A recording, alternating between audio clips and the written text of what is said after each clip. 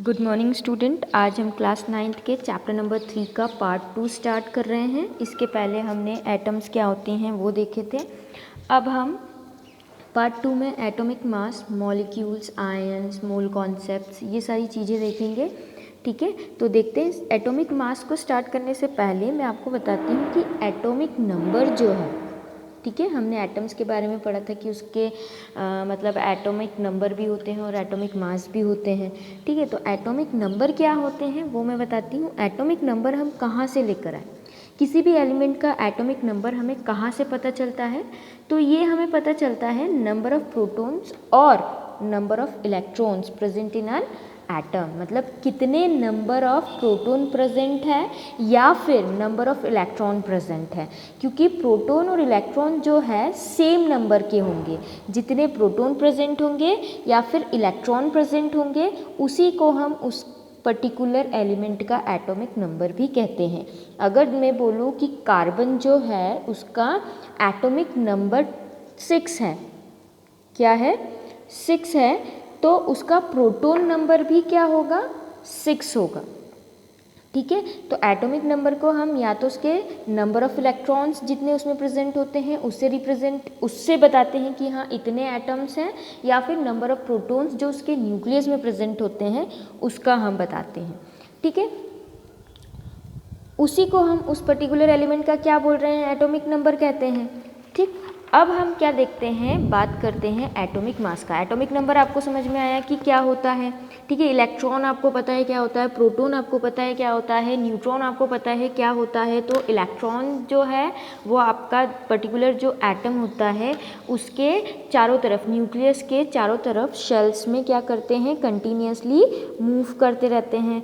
ठीक है, उनको अरेंज किया जाता है। ठीक, देन एटॉमिक मास क्या होता है। अब इसमें क्या होता है, सपोज कोई सब्जी वाले के पास, जैसे पहले के टाइम में कुछ स्टैंडर्ड वेट नहीं हुआ करते थे, तो किसी को भी सब्जी या फल लेना होता था तो क्या करते थे, तो सपोज करते हैं कि हम किसी बड़ी सब्जी को स्टैंडर्ड वेट की तरह ले लिया। जैसे कि मैं बोलूँ पम्पकिन, मतलब कद्दू। इस कद्दू को मैंने करीबन 12 इक्वल पीसेस में डिवाइड कर दिया जैसे वेट की तरह। अब मेरे पास जितनी भी सब्जियां प्रेजेंट है उसके हिसाब से मैंने अपनी सभी सब्जियों के वेट को निकाल लिया। और अब जैसे किसी ने भिंडी मांगी, भाई 1 किलो भिंडी दे दो, तो हो सकता है 2 कद्दूओं के पीसेस से उसका तोल जो है नाप लिया गया, है ना। तो ऐसे ही कद्दू को मेज़र करते करते मैंने सब्जियों को बेचा। तो सेम फंडा जो है साइंटिस्ट ने भी अपनाया। अब साइंटिस्ट ने किसके लिए अपनाया, ऑब्वियसली एलिमेंट के लिए। तो कद्दू की तरह साइंटिस्ट ने भी कार्बन 12 का यूज़ किया। क्या है, पहले देखते हैं कि 1 एटॉमिक मास यूनिट क्या होता है, 1/12 है ना, the mass of 1 carbon 12 atom. ठीक है, 1 कार्बन का कितना है ना, कार्बन 12 एटम। ठीक है, mass of a carbon 12 atom किसका हो गया, 1 एटॉमिक मास यूनिट क्या हो गई, 1/12 इंटू मास ऑफ क्या हो गया, C12 एटम। ठीक है, तो जैसे हमने कद्दुओं को क्या करा था, एक स्टैंडर्ड वेट की तरह लिया, उसी तरह साइंटिस्ट ने भी कार्बन 12 से क्या करा, एक स्टैंडर्ड मास लिया। ठीक है, तो यहाँ पे कार्बन क्या है, C12 इज़ एन आइसोटॉप्स। अभी आइसोटॉप्स में हम नहीं जाना चाहते, आप इसे आगे के 10th में 11th 12th में भी पढ़ोगे। तो आइसोटॉप्स में हमें नहीं जाना है, तो आप इसे ऐसे समझ सकते हैं जैसे आप सबके फ़ोन की अलग अलग मॉडल होते हैं। ठीक है, मॉडल आते हैं ना सभी के, मतलब जैसे सैमसंग के भी अलग अलग मॉडल्स आते हैं, नोकिया ले लिया तो उनके भी पर्टिकुलर अलग अलग मॉडल्स आते हैं। तो इसी तरीके से कार्बन 12 के भी अलग अलग आइसोटॉप्स आते हैं। ठीक है, कार्बन के भी आइसोटॉप्स होते हैं।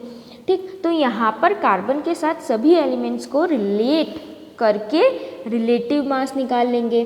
तो याद रखिए, relative mass, I am telling you about relative mass, not the actual mass, because actual mass हो ही नहीं सकता, क्योंकि एक्चुअल मास तो हमें पता ही नहीं है, किसी के कंपैरिजन में निकाल रहे हैं, इसीलिए इसको क्या बोला जा रहा है, relative mass of all other elements. ठीक है, तो हमने रिलेटिव मास क्या ले लिया, 1/12 of mass of a C12 atom. तो अब इसको कैसे डिनोट किया जाता था, 1 एटॉमिक मास यूनिट। कैसे, 1 atomic mass unit is AMU, but ये AMU थोड़ा आउटडेटेड हो गया है, तो IUPAC के द्वारा इसको U से रिप्रेजेंट किया जाता है, दैट इज यूनिफाइड मास। क्या होता है, यूनिफाइड मास। क्लियर। यहाँ पर आपको कुछ दे रखा है कॉमन एलिमेंट्स के atomic mass. The atomic mass of some common element is given in the following table. तो कौन कौन से एलिमेंट्स हैं, हाइड्रोजन है, हीलियम है, कार्बन है, नाइट्रोजन है, ऑक्सीजन है, फ्लोरीन है, नियोन है, सोडियम है, इसी तरीके से potassium, calcium, argon, iron, copper, zinc, bromine, silver. तो देखो हाइड्रोजन का एटॉमिक मास क्या हो गया, 1U, हीलियम का 4U, इसी तरीके से पोटेशियम का 39, कैल्शियम का 40। ठीक है, तो कुछ कॉमन आपको यहाँ पे एलिमेंट्स के एटॉमिक मास दे रखे हैं, और एटॉमिक मास आप एक सिंपल तरीके से भी निकाल सकते हैं कि न्यूक्लियस में, एटम के न्यूक्लियस में प्रेजेंट प्रोटॉन और न्यूट्रॉन, जो एटम के सब एटॉमिक पार्ट्स होते हैं, ठीक है, उन्हें आप प्रोटॉन और न्यूट्रॉन को जब आप ऐड करोगे तो आपके पास एटॉमिक मास आ जाएगा। अगर आपको प्रोटॉन न्यूट्रॉन पता है और एटॉमिक मास नहीं पता है तो आप इजीली निकाल सकते हो। ठीक है, और अगर आपको जैसे न्यूट्रॉन निकालना है, प्रोटॉन पता है, एटॉमिक मास पता है, तो आप क्या कर सकते हो, एटॉमिक मास से प्रोटॉन को माइनस कर दो तो आपका न्यूट्रॉन आ जाएगा। इसी तरीके से प्रोटॉन भी निकाल सकते हो। ठीक है, और एटॉमिक नंबर तो मैंने आपको बता दिया कि अगर आपको प्रोटॉन, नंबर ऑफ प्रोटॉन पता है तो वही आपका क्या है, नंबर ऑफ एटम्स है ना, एटॉमिक नंबर है। क्लियर। अगर आपको नंबर ऑफ इलेक्ट्रॉन पता है या फिर आपको क्या है, नंबर ऑफ इलेक्ट्रॉन पता है, तो वही आपका क्या हो जाएगा, पर्टिकुलर एलिमेंट का एटॉमिक नंबर हो जाएगा। ठीक है, तो ये आपका एटॉमिक नंबर और एटॉमिक मास कंप्लीट हुआ। अब हम मॉलिक्यूल्स और आयंस के बारे में पढ़ेंगे। तो सबसे पहले हम देखते हैं यहाँ पे मॉलिक्यूल्स। तो जब भी 2 और more than 2 atoms combine with each other तो क्या बनता है, मॉलिक्यूल। ये तो मैं आपको स्टार्टिंग से ही बताती हुई आ रही हूँ, फर्स्ट चैप्टर से ही समझाते हुए आ रही हूँ, मॉलिक्यूल्स, एटम्स, आयंस, ये सारी चीज़ें। ठीक है, तो हमें पता है कि जो स्मॉलेस्ट पार्टिकल्स होता है किसी भी सब्सटेंस का, स्मॉलेस्ट पार्टिकल जो है उसको हम एटम कह रहे हैं। ठीक है, एटम जो है बहुत ही छोटे साइज में होते हैं। ठीक है, according to Dalton it can not be divided further, मतलब उसको हम फर्दर डिवाइड नहीं कर सकते हैं। लेकिन उसके बाद जब हमने देखा है कि डाल्टन्स के बाद जो साइंटिस्ट आते गए तो वो एटम्स के सब पार्टिकल्स के बारे में बताया उन्होंने। ठीक है, तो ये जो चीज़ें हैं ये अभी आप नहीं पढ़ेंगे, आप ये नेक्स्ट चैप्टर में इसको और डिटेल्स में पढ़ेंगे। ठीक है, तो यहाँ पे हम बात कर रहे हैं किसकी, मॉलिक्यूल की। तो मैंने आपको बताया कि जब भी 2 या 2 से ज़्यादा एटम्स मिलकर कंबाइन होते हैं, कंबाइन होकर क्या बनाते हैं, मॉलिक्यूल बनाते हैं। ठीक है, जैसे कि ऑक्सीजन हो गया, ठीक है, O2 हो गया, O3 हो गया। O2 क्या है आपका, डाइऑक्सीजन। ठीक है, यहाँ पर ऑक्सीजन के 2 एटम्स कंबाइन कर रहे हैं। O3 क्या हो गया आपका, ओजोन, तो यहाँ पर 3 एटम्स कंबाइन कर रहे हैं। ठीक है, तो जैसे H2 गैस हो गया। ठीक, और हमें पता है कि जो कुछ एलिमेंट्स होते हैं वो अपने डायटोमिक नेचर में ही पाए जाते हैं, वो फ्री स्टेट में नहीं पाए जाते हैं। जैसे H2 हो गया, N2 हो गया, O2 हो गया, ये क्या है, अपने मॉलिक्यूलर फॉर्म में ही नेचर में पाए जाते हैं। ठीक है, तो यहाँ पे मैंने आपको मॉलिक्यूल क्या बताया है कि a molecule is the smallest particle of an element or a compound that can exist independently and possess all the properties of the substance to which it belongs. Clear. तो यहाँ पे मैंने आपको बताया कि क्या होता है मॉलिक्यूल। तो मॉलिक्यूल क्या होता है, एक smallest particle of an element or a compound that can exist, क्या करता है, इंडिपेंडेंटली एग्जिस्ट करता है, जैसे कि मैंने अभी आपको बताया है, and possess all the properties of substance to which it belongs. देखो मैंने आपको क्या बताया है कि जो एलिमेंट्स होते हैं जैसे O2 बताया, O3 बताया, ठीक है। तो जितने भी नंबर ऑफ एटम्स कंबाइन करते हैं वो क्या बना देते हैं, मॉलिक्यूल। तो हम इसको ऐसे पढ़ सकते हैं कि 2 और 2 से ज़्यादा एटम्स कंबाइन होकर एक साथ मॉलिक्यूल बना रहे हैं। 2 और more than 2 atoms combine together to form a molecule. तो मॉलिक्यूल कैसे हो सकते हैं, मोनो एटोमिक भी हो सकते हैं, डाई एटोमिक भी हो सकते हैं और पॉली एटोमिक भी हो सकते हैं। तो ये हो गए हमारे मॉलिक्यूल।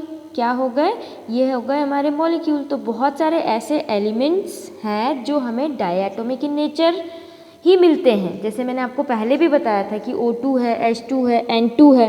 तो यहाँ पे आपके सामने दे रखा है कि the molecules of an element are composed of identical atoms. For example an oxygen molecule consist of 2 oxygen atoms and a nitrogen molecule N2 consist of 2 nitrogen atoms and N2 and O2 are called diatomic molecules। N2 और O2 क्या बोला जा रहा है यहाँ पे, diatomic क्यों बोला है, कि 2 मॉलिक्यूल्स हैं। Thus the atomicity of nitrogen and oxygen is 2। अब यहाँ पे हम किसकी बात कर रहे हैं, एटोमिसिटी की, ठीक है। आगे मैं आपको एटोमिसिटी भी बताऊंगी कि क्या होता है। तो देखो एटोमिसिटी क्या होता है, एटोमिसिटी का मतलब होता है तो कोई भी मॉलिक्यूल आपको दे रखा है वो कितने एटम से बना हुआ है। तो हम एक एग्जांपल ले लेते हैं कि CO2 है और सेकंड हम ले लेते हैं NH3 है, ठीक है। तो इन दोनों की एटोमिसिटी अगर हमें फाइंड करनी है तो देखो कैसे करेंगे। CO2 में एक एटम जो है कार्बन का है, 2 एटम जो है वो ऑक्सीजन का है। तो इसकी एटोमिसिटी कितनी है, तो इसकी एटोमिसिटी 3 है। वही अमोनिया अगर NH3 में हम एटोमिसिटी देखने जाए तो एटोमिसिटी कितनी है, नाइट्रोजन का 1 एटम है और हाइड्रोजन के 3 एटम है। तो यहाँ पर इसकी एटोमिसिटी क्या हो गई, 1 + 3 4, ठीक है। तो यहाँ पे क्या बोला जा रहा है, तो जैसे मैंने आपको बताया कि नाइट्रोजन N2 और O2 है, डायटोमिक मॉलिक्यूल्स हैं। इनकी एटोमिसिटी अगर हम देखें नाइट्रोजन और ऑक्सीजन की 2 है क्योंकि 2 एटम्स हैं यहाँ पे। Then 3 atoms of oxygen combine a molecule of ozone, ठीक है। जब ओजोन में 3 एटम्स जुड़े हैं ऑक्सीजन के, ठीक है, तो यहाँ पे ओजोन बना रहा है। तो इसकी जो एटोमिसिटी होगी ऑक्सीजन की वो कितनी होगी, 3। तो number of atoms constituting a molecule, मतलब जब कोई मॉलिक्यूल बनाने में जितने नंबर ऑफ एटम्स कंस्टिट्यूट हो रहे हैं उसी को हम क्या बोलेंगे, एटोमिसिटी। एटोमिसिटी समझ में आया क्या होता है एटोमिसिटी, तो यही आपका क्या है, एटोमिसिटी। देखो मॉलिक्यूल्स ऑफ कंपाउंड क्या है, the molecules of a compound are formed when atoms of different elements combined chemically in definite proportion, ठीक है। जैसे इससे पहले हमने एलिमेंट्स के देखे थे, O2 देख लिया, O3 देख लिया, N2 देख लिया, ठीक है। और मॉलिक्यूल्स जो हैं, जो कंपाउंड्स के मॉलिक्यूल्स होते हैं वो कैसे होते हैं, जब मॉलिक्यूल्स ऑफ अ कंपाउंड का जो मॉलिक्यूल है are formed when atoms of different element. Compound का मॉलिक्यूल कब बनेगा, जब डिफरेंट एलिमेंट के एटम्स एक दूसरे के साथ कंबाइन होंगे केमिकली और एक डेफिनाइट प्रोपोर्शन में होंगे। For example the molecules of carbon dioxide consist of 1 carbon atom and 2 oxygen atom. इसके पहले भी मैंने आपको बताया था। Therefore the ratio by number of atoms present in the molecules of carbon dioxide is CO = 1:2। C/O में क्या देखेंगे हम, क्या रेशियो में, कार्बन का 1 एटम और ऑक्सीजन के 2 atom. These means that the ratio by mass of atoms present in the molecule of carbon dioxide is what, according to molecules atoms present in the molecule of carbon is 12:32 because carbon कितने हैं, 1 और oxygen कितने हैं, 2। तो carbon का atomic mass क्या हो गया, 12 और ऑक्सीजन का एटॉमिक मास क्या है, 16। तो कार्बन के 1 तो 12 × 1 और ऑक्सीजन के 2 × 16 तो 12:32। तो where 12U and 16U are the atomic masses of carbon and oxygen atoms respectively। तो ये हो गया आपका molecules of compound। तो यहाँ पे the atomicity of some common element is given below। तो नॉन मेटल्स में अगर हम देखें तो हीलियम है, नियॉन है, आर्गन है ना। तो ये हीलियम, नियॉन, आर्गन क्या है, मोनो एटॉमिक होते हैं। ऑक्सीजन है, हाइड्रोजन, नाइट्रोजन, क्लोरीन ये डायएटॉमिक होते हैं। फॉस्फोरस टेट्रा एटॉमिक होते हैं। सल्फर जो है पॉलीएटॉमिक होते हैं, 8 एटम्स पर मॉलिक्यूल। ठीक, तो यहाँ पे ये इसकी टेबल दे रखी हैं, तो आप इसको नोट डाउन कर लीजिएगा, आपके नॉलेज के लिए है। तो यहाँ पे आपको कुछ कंपाउंड्स दे रखे हैं, ठीक है। Examples of molecules of compounds के दे रखे हैं आपके। Ratio by mass of atoms, ratio by number of atoms किस तरीके से दे रखा है। तो ये सारी चीज़ें आप नोट डाउन कर लीजिएगा अपनी नोटबुक में, ठीक है। तो जैसे कंपाउंड हो गया वाटर, कंबाइनिंग एलिमेंट, वाटर में कंबाइनिंग एलिमेंट कौन कौन से हैं, हाइड्रोजन, ऑक्सीजन।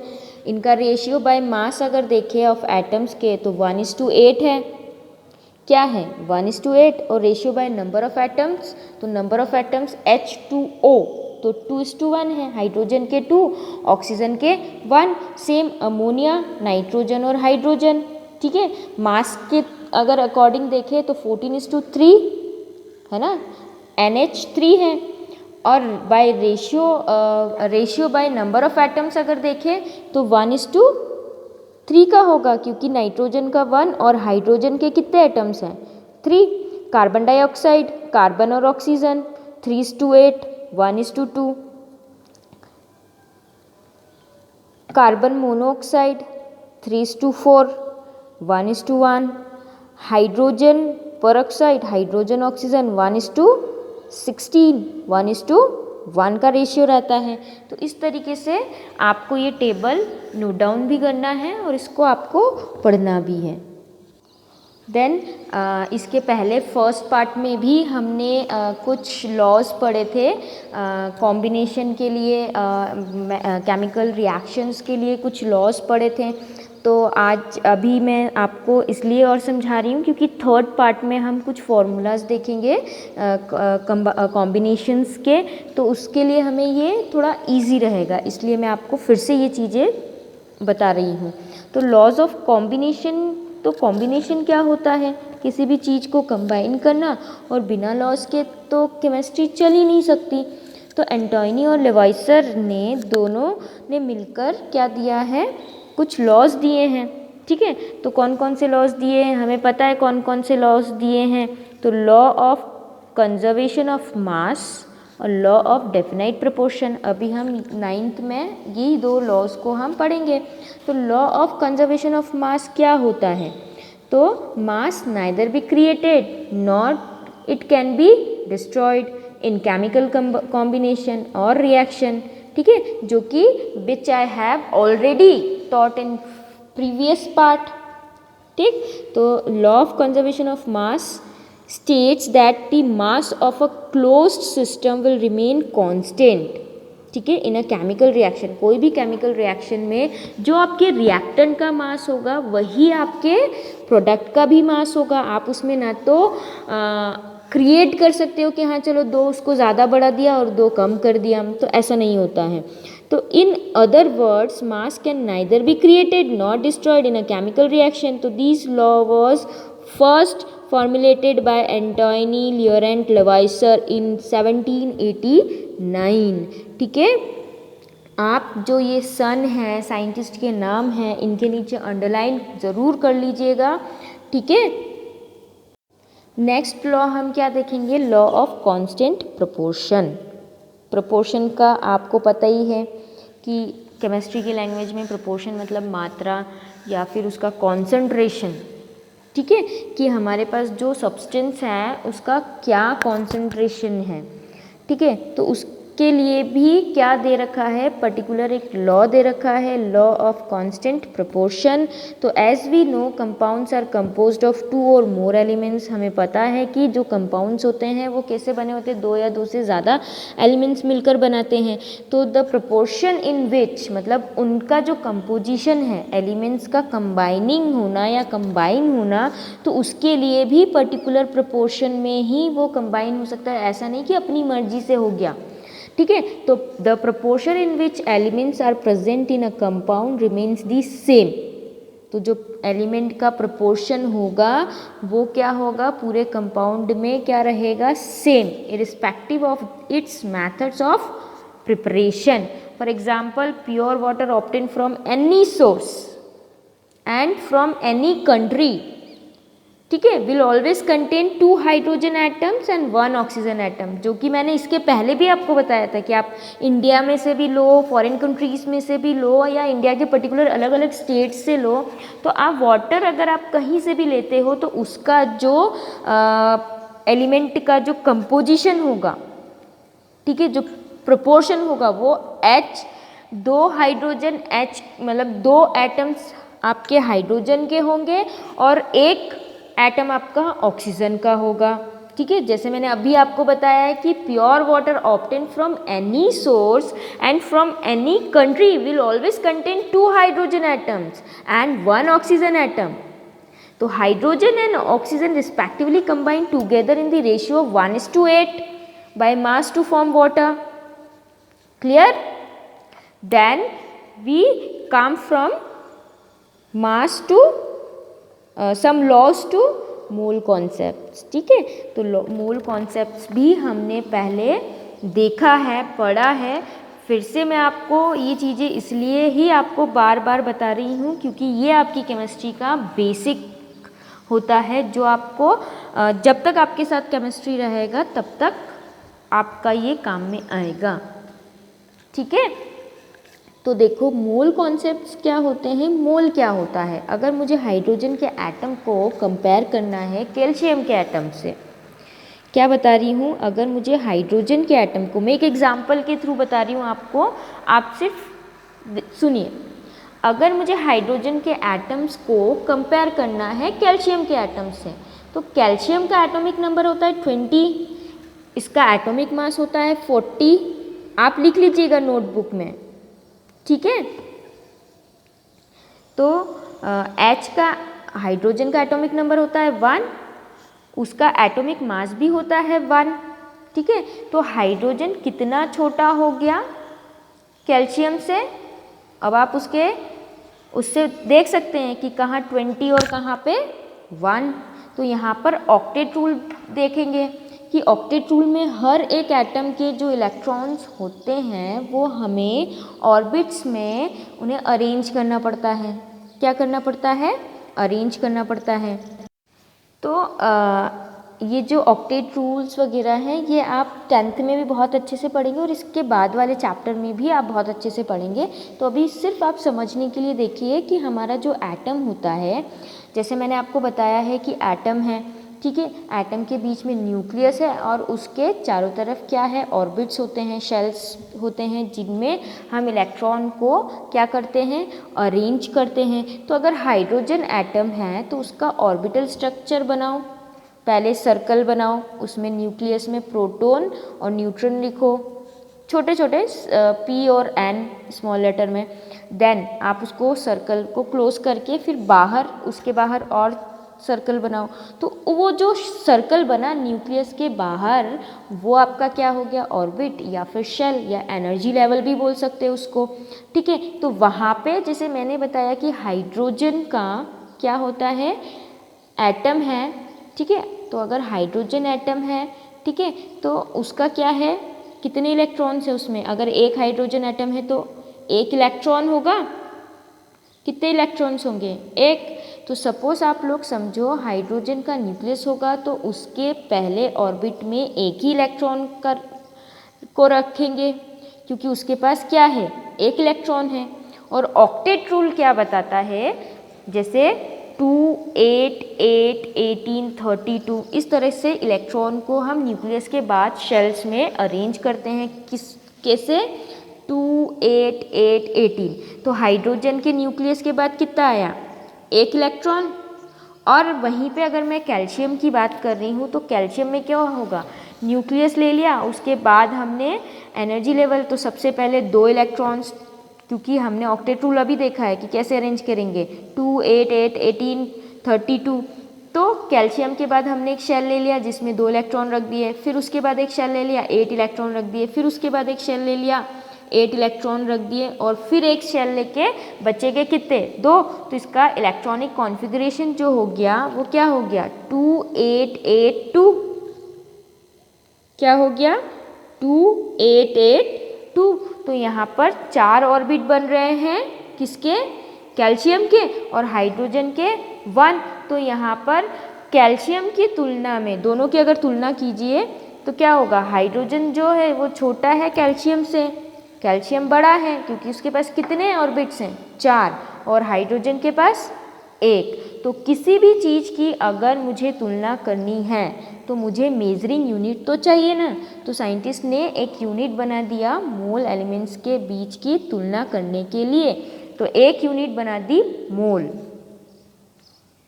क्या बना दी, मोल। एलिमेंट्स के बीच की तुलना करने के लिए उन्होंने क्या बना दिया, मोल। तो आप किसी भी एलिमेंट की तुलना कर लो, उसके अंदर की क्वांटिटी आएगी, क्या आएगी, 6.022 इंटू 10⁻23। और ये जो है C1/12 ऑफ एटम से निकली हुई वैल्यू होती है, ठीक है। तो और इसकी यूनिट होगी एंटाइटी, क्या होगी यूनिट, एंटाइटी, जिसे हम पार्टिकल भी कहते हैं, मतलब जिसको पार्टिकल बोला जाता है, एंटाइटी मतलब पार्टिकल। और 6.022 इंटू 10⁻23 वैल्यू को हम एवोगैड्रो कांस्टेंट भी कहते हैं, क्या कहते हैं, एवोगैड्रो कांस्टेंट भी कहा जाता है। और इसको हम Na भी डिनोट करते हैं, मतलब Na से भी लिखते हैं। एवोगैड्रो कांस्टेंट को हम क्या लिखते हैं, Na, ठीक। तो अब किसी भी एलिमेंट के अंदर कितने मोल्स होते हैं, तो मोल्स पता करने के लिए जो फॉर्मूला है वो होता है moles equal to given mass upon molar mass. क्या होता है, given mass upon molar mass. Particular element जो उस कंपाउंड का होगा उसका given mass upon molar mass.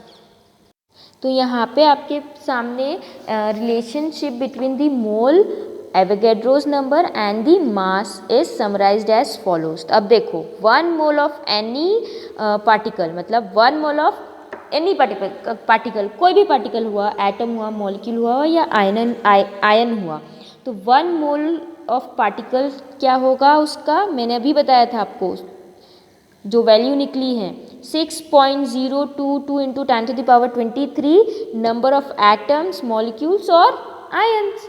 तो इसका relative mass of those particles in grams, ठीक है। इनका जो रिलेटिव मास होगा, ये जो पार्टिकल्स होंगे वो उनका रिलेटिव मास क्या होगा, ग्राम्स में होगा, ठीक है। 1 मोल ऑफ मॉलिक्यूल, तो सेम मॉलिक्यूल का भी अगर हम देख रहे हैं तो आपका क्या है 6.022 इंटू 10⁻23, वही मॉलिक्यूलर मास किस में दिया रहेगा, in gram. Same 1 mole of atom 6.022 into 10⁻23 atomic mass in gram, clear. तो यहाँ पे आपका मोल कॉन्सेप्ट हो गया। अब हम देखते हैं कि आयन्स क्या होते हैं, ठीक है। तो आयन्स का मतलब होता है जो भी चार्ज्ड एलिमेंट्स होते हैं या चार्ज्ड कंपाउंड होते हैं, उन्हें हम कंपाउंड कहते हैं। मतलब क्या कहते हैं, आयनिक कंपाउंड कहेंगे, या अगर चार्ज्ड एलिमेंट है, आयनिक एलिमेंट है। तो जैसे मैंने NaCl ले लिया, तो Na का एटॉमिक नंबर क्या है, 11 है, और उसका ऑक्टेट इलेक्ट्रॉनिक कॉन्फ़िगरेशन क्या हो जाएगा, 11 है तो 281, और क्लोरीन का 17 है तो क्या हो जाएगा 287। तो इनका जैसे मैं बताती हूँ कि सोडियम का ऑक्टेट क्या है 1, उसको क्या वैलेंसी नंबर, ठीक है, उसका जो वैलेंस इलेक्ट्रॉन है वो क्या है 1, और क्लोरीन का क्या है 7। अब दोनों को देखो, ऑक्टेट रूल कंप्लीट करने के लिए सोडियम को क्या चाहिए, 7 इलेक्ट्रॉन चाहिए, क्योंकि 8 इलेक्ट्रॉन्स होना चाहिए हमारे ऑक्टेट में। देन क्लोरीन को क्या चाहिए, 1 इलेक्ट्रॉन चाहिए, ठीक है। तो यहाँ पे ये म्यूचुअल अंडरस्टैंडिंग में क्या करेंगे देखेंगे। अगर मैं सोडियम की बात करूँ तो सोडियम जो है, सोडियम के पास क्या रहेगा, उसको 7 इलेक्ट्रॉन लेने से अच्छा वो क्या करेगा, 1 इलेक्ट्रॉन को डोनेट कर देगा। और जब वो 1 इलेक्ट्रॉन को डोनेट करेगा तो उसके पास कितने इलेक्ट्रॉन्स हो जाएंगे, अब 10 2 8, क्योंकि उसने 1 इलेक्ट्रॉन डोनेट कर दिया। और क्लोरीन क्या करेगा, 7 इलेक्ट्रॉन को डोनेट करने से अच्छा 1 इलेक्ट्रॉन को ले लेगा। अब इनके ऊपर क्या आ जाएगा, पॉजिटिव चार्ज नेगेटिव चार्ज। अब सोडियम ने इलेक्ट्रॉन डोनेट किया तो उसके ऊपर क्या आ जाएगा, पॉजिटिव चार्ज। और क्लोरीन ने इलेक्ट्रॉन लिया तो उसके ऊपर क्या हो जाएगा, नेगेटिव चार्ज। ठीक है। तो अब पॉजिटिव चार्ज नेगेटिव चार्ज कैसे लगता है, ये भी सुन लीजिए। जब अब सोडियम के न्यूक्लियस में प्रोटॉन कितने हैं, अगर इलेक्ट्रॉन 11 है तो प्रोटॉन कितने होंगे, 11 होंगे। तो यहाँ से 1 इलेक्ट्रॉन तो उसने डोनेट कर दिया, तो अब उसके पास इलेक्ट्रॉन कितने हो गए, 10। प्रोटॉन कितने हैं, अब भी 11 हैं।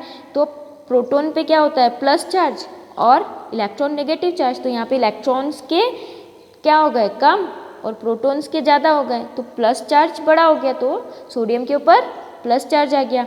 सेम अगर क्लोरीन की बात करूँ तो क्लोरीन के न्यूक्लियस में कितने हैं, क्लोरीन के न्यूक्लियस में अगर प्रोटॉन की बात करें हम, क्लोरीन के प्रोटॉन की, तो क्लोरीन का जो प्रोटॉन होता है उसमें 17 है, क्योंकि इलेक्ट्रॉन भी कितने थे, 17 थे। तो यहाँ पे अब क्लोरीन ने क्या करा, 1 इलेक्ट्रॉन गेन किया, लिया ना, तो क्लोरीन के ऊपर क्या आ गया, नेगेटिव चार्ज, और प्रोटॉन के ऊपर, प्रोटॉन कितने हैं, प्रोटॉन तो पॉजिटिव है ना, पर प्रोटॉन यहाँ पे कितना हो गया, 17, और इलेक्ट्रॉन कितने हो गए, 18 क्लोरीन के। तब इलेक्ट्रॉन के ऊपर नेगेटिव चार्ज है तो इलेक्ट्रॉन ज़्यादा हो गया, नेगेटिव चार्ज क्या हो जाएगा, इसलिए क्लोरीन के ऊपर नेगेटिव चार्ज है। तो an ion is a charged species in which an atom or a group of atoms possess a net electric charge. The net electric charge of an ion can neither be positive or negative, or positively charged ions are called cations and negatively charged ions are called anion. तो यहाँ पे आपको ion समझ में आया कि जब कोई आयन जो है वो कैसे हो गया, is a charged species in which an atom or a group of atoms. ठीक है। तो उसके ऊपर चार्ज लगना, जैसे NaCl क्या है, आपस में किस तरीके से जुड़े हैं, चार्ज के थ्रू जुड़े हैं ना, पॉजिटिव नेगेटिव, तो इसीलिए ये हो गए आयन्स। तो यहाँ पे हमने क्या देखा, आयन्स देखे हैं। तो यहीं पे हम लोग हमारा सेकंड पार्ट ख़त्म करते हैं, और इसके बाद हमारा थर्ड पार्ट आएगा जिसमें हम कुछ फॉर्मूलाज देखेंगे। ठीक है। सो थैंक यू और हैव अ नाइस डे।